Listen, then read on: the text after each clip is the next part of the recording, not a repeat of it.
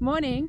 So we're just on our southwest Victoria road trip at the moment, and we've been driving for about an hour out of Portland, but it looks like our journey has taken a turn because welcome to South Australia.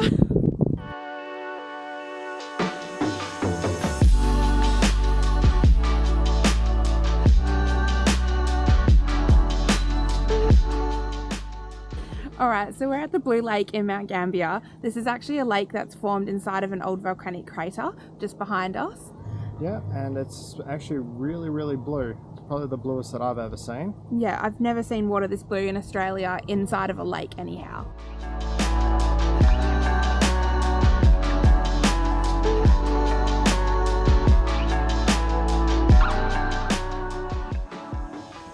So we've just arrived at the Umpiston Sinkhole, otherwise known as the Sunken Cave. This is here in Mount Gambier. So it's actually a sinkhole that was formed sometime in the 1800s from an old limestone cave where the roof of it collapsed in, forming a sinkhole. And in 1886 they built some beautiful gardens into it that you can actually walk through and have a look around, and there's some beautiful picnic areas. So we're just walking into that now and we're going to show it to you.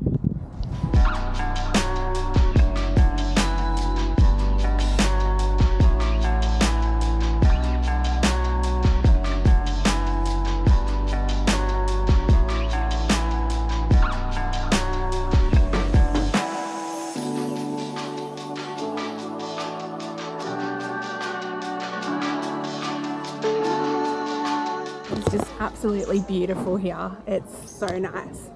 We're up on one of the higher parts. We just came out of the cave. I couldn't film it there because it was too dark. But look behind me.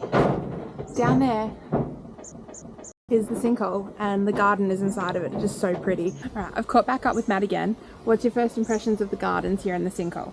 Yeah, no, it's really pretty actually. Matt was actually just filming. There's a lot of bees around here, but they are up high, so you shouldn't have to worry about them too much if you're walking here, because you drop down below where they are. But you were finding like natural honeycomb on So just on the rock formations, they've actually got honeycomb that's just hanging off the actual off the cave there, which actually really caves really up here. pretty.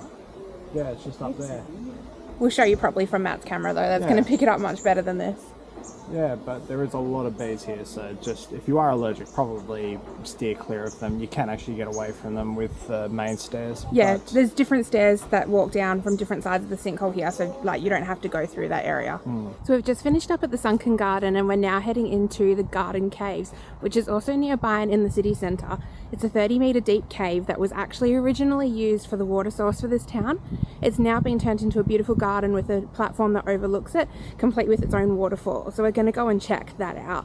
After we've done that, we were actually just talking to some people down the bottom of this garden, and they came from the Blue Lake as well, like we did earlier, except they told us about another one called Valley Lake. So we're hoping we're going to have time, and if we do, we're going to go and check that one out as well.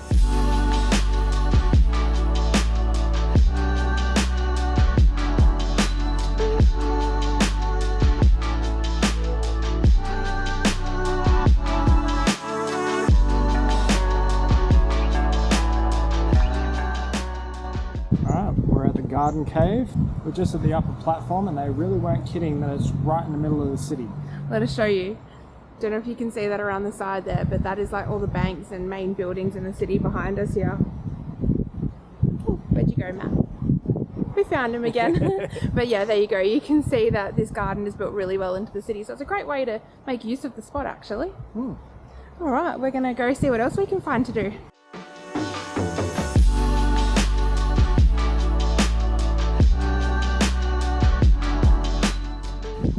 Valley Lake, and the lake is just behind me here, but it's absolutely beautiful around here. We're up on the higher part at the moment and there's a really nice picnic area up here which just overlooks the whole lake. Further down at the bottom, which is where we're going to head in a minute, there is actually a purpose-built picnic area with playgrounds and everything, so probably a really good spot to come if you're with a family. While we're here, I just wanted to point out how mountainous it is in this area. I don't know, I'm on a 360 camera which slightly warps everything, so you might not be able to see that well, but I think you're going to be able to see it in Matt's images that he's grabbing at the moment. But it's really beautiful just having the lakes at the bottom and then the really high mountain peaks that come up, and that makes sense because we are in a volcanic area which was once active. Not anymore, these are just craters that have filled up with water.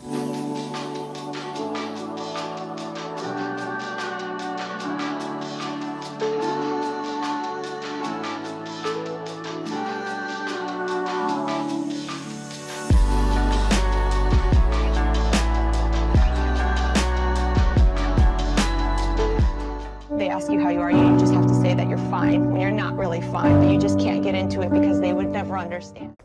So we did a thing, and I'm recording this hoping that it's going to be a funny story later.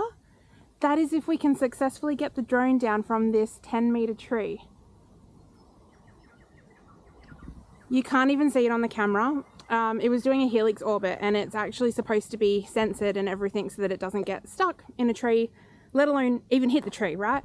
But sometimes things don't go to plan, and that's what happened. And our drone with a few days worth of footage on it is currently stuck in the tree. So we've tried shaking the tree, Matt has tried climbing the tree, but it's not really a climbable tree. So he's now gone to Bunnings to look for something that may help us get it down. So we're looking for like ropes or something heavy we can chuck at it. We actually at this point don't even care if the drone breaks on the way down, we just want to get it down. So I think we're both in a little bit of bad spirits about this, but severely hoping that in an hour's time this is just going to be a funny story that we're both laughing about. Either that or you're never going to see this footage, I think. We'll see what happens. Alright, just got back from Bunnings, grabbed a few painter poles and just taped them together. We did eventually knock the drone out of the tree. There wasn't too much damage, just a propeller broke, but at least we're able to retrieve our footage. Alrighty, so I think we're going to be wrapping up today's video here. We made it down finally to the bottom of Valley Lake. Unfortunately, we did lose a couple hours there of the drone incident. That did really shock us because it's something that's never ever happened to us before, and we've been flying drones for about 4 or 5 years. So I guess the odds were that something like that was going to happen eventually. It just had to be today. So it's really beautiful down here. This is the bottom of Valley Lake, and it literally looks like a river. I think you can see that in the reflection behind me there. But Matt's behind me just getting some pictures and stuff, but we are running pretty late to get back to Victoria now, so just thought we would quickly update you on what's happening, and we're going to sign this vlog off here.